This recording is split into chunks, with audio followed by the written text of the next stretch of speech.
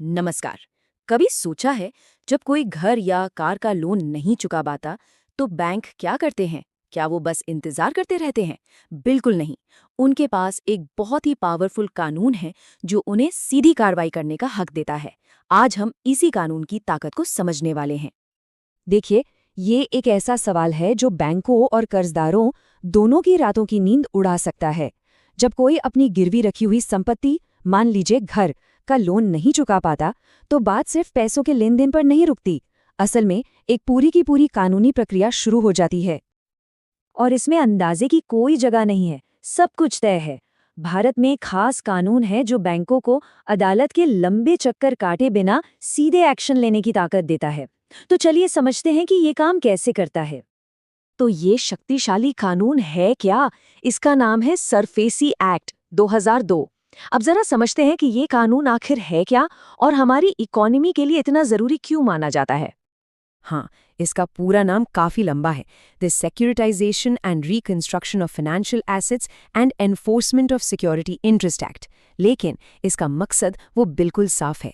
ये बैंकों को उन कर्जों को वसूलने में मदद करता है जो डूबने की कगार पर हैं, मतलब नॉन परफॉर्मिंग एसेट्स या एनपीए बन चुके हैं।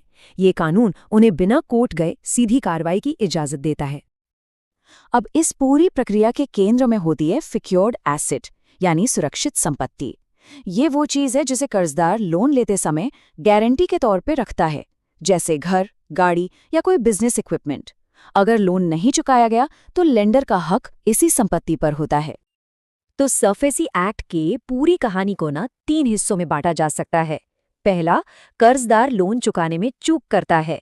दूसरा, लेंडर 60 दिन का एक नोटिस भेजता है। और तीसरा, लेंडर एक्शन लेता है।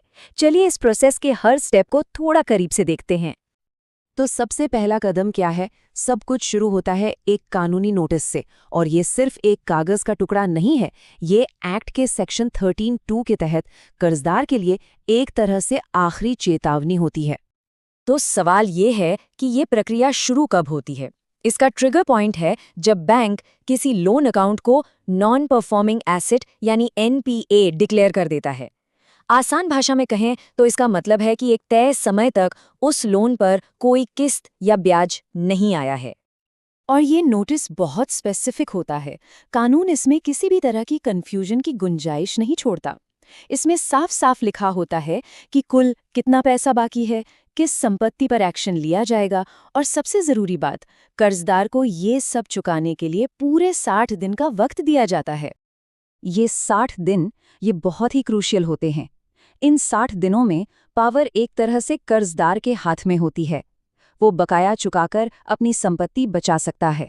लेकिन 61वें दिन की सुबह होते ही अगर पेमेंट नहीं हुई है तो पूरा खेल पलट जाता है। सारा कानूनी हक लेंडर के हाथों में चला जाता है। तो 60 दिन बीत गए और पैसा नहीं आया। अब क्या? अब हम इस प्रोसेस के सबसे पावरफुल हिस्से में आते हैं, सेक्शन 13 सब सेक्शन 4। यही वो सेक्शन है जो लेंडर को सीधी कार्रवाई करने का अधिकार देता है। सेक्शन 13(4) को आप लेंडर का टूल बॉक्स समझ सकते हैं। इसमें ऐसे कई दमदार औजार होते हैं जिनका इस्तेमाल वो पैसा वसूलने के लिए कर सकता है। और सबसे बड़ी बात, इसके लिए उसे कोर्ट जाने की कोई जरूरत नहीं। इस टूल बॉक्स के 2 सबसे मजबूत औजारों पर नजर डालते हैं। पहला, बैंक सचमुच में उस संपत्ति पर फिजिकल कब्जा कर सकता है, मतलब घर पर ताला लगा सकता है या फैक्ट्री के गेट बंद कर सकता है। और दूसरा, अगर वो संपत्ति कोई चलता फिरता बिजनेस है तो बैंक उसका मैनेजमेंट भी अपने हाथ में ले सकता है। सोचिए, रोज के फैसले भी अब वही लेगा। और बात यहीं खत्म नहीं होती। बैंक उस संपत्ति को मैनेज करने के लिए किसी को अपॉइंट भी कर सकता है। और एक और पावर है जो काफी हैरान करने वाली है। अगर उस संपत्ति से कोई किराया आ रहा है तो बैंक सीधे किराएदार से कह सकता है कि भाई किराया अब कर्जदार को नहीं, सीधे हमारे अकाउंट में जमा करो। तो ये तो हो गए इस प्रोसेस के स्टेप्स। लेकिन चलिए अब एक कदम पीछे हटकर जरा बड़ी तस्वीर देखते हैं। आखिर ये कानून हमारी इकोनॉमी के लिए इतना इम्पोर्टेंट क्यों है? देखिए, सरफेसी एक्ट के 3 सबसे बड़े फायदे हैं। पहला, ये बैंकों के लिए लोन रिकवरी की प्रक्रिया को बहुत तेज कर देता है। दूसरा, ये हमारे फाइनेंशियल सिस्टम पर डूबे हुए कर्जों यानी एनपीएस का बोझ कम करता है। और तीसरा, ये लंबी अदालती कार्रवाई के बाहर एक सीधा कानूनी रास्ता देता है, जिससे कोर्ट्स पर भी प्रेशर कम होता है। तो कुल मिलाकर देखें तो ये एक्ट एक बहुत ही स्ट्रक्चर्ड प्रोसेस है। 60 दिन के नोटिस से शुरू होकर सीधी कार्रवाई तक ये कानून लोन डिफ़ॉल्ट को सुलझाने के लिए पावर को, कंट्रोल को एक तय तरीके से कर्जदार से लेंडर को ट्रांसफर कर देता है। और ये सब हमें एक बड़े सवाल पर लाकर खड़ा कर देता है। सरफेसी जैसे कानून लेंडर्स को मजबूत अधिकार देते हैं, जो कि फाइनेंशियल सिस्टम की स्थिरता के लिए ज़रूरी भी हैं। लेकिन एक समाज के तौर पर यह भी देखना होता है कि कर्जदारों के साथ नाइंसाफी ना हो। इन दोनों के बीच एक सही बैलेंस बनाना ये हमेशा से एक चुनौती रही है। सोचने वाली बात है ना?